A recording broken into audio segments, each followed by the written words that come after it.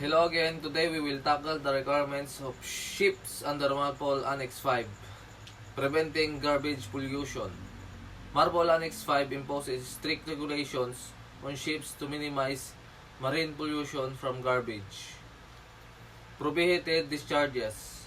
Total ban on plastics discharging all plastics, synthetic ropes, bags, packaging into the sea is strictly prohibited.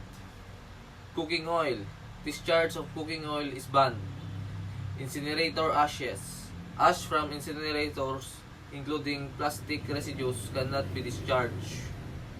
And next is the permitted discharges. Under specific conditions, discharges are only allowed when ships are en route and meet the distance criteria from land. Garbage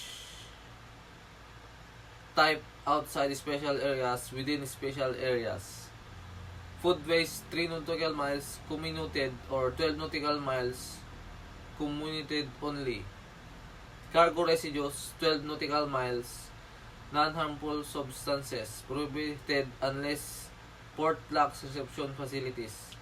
The animal carcasses as far as fatable from land prohibited in Antarctic area.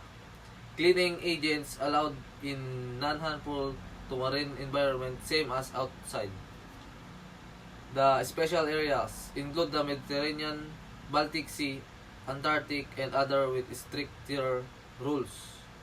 The documentation and record keeping. Garbage Management Plan, GMP.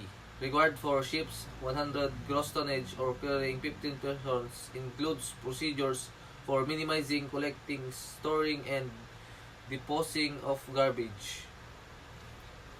Garbage Record Book, GRB. Mandatory for the ships 100 gross tons or carrying 15 persons must log date, time, and ship's position during the maintenance incineration.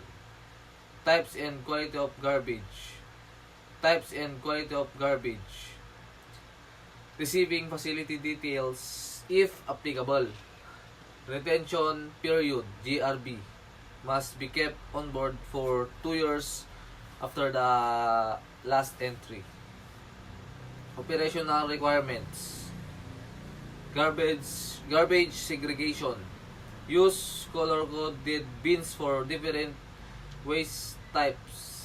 Red for plastics, green for food waste, blue for paper, cardboards, yellow for glass and metal, black for incinerator ash.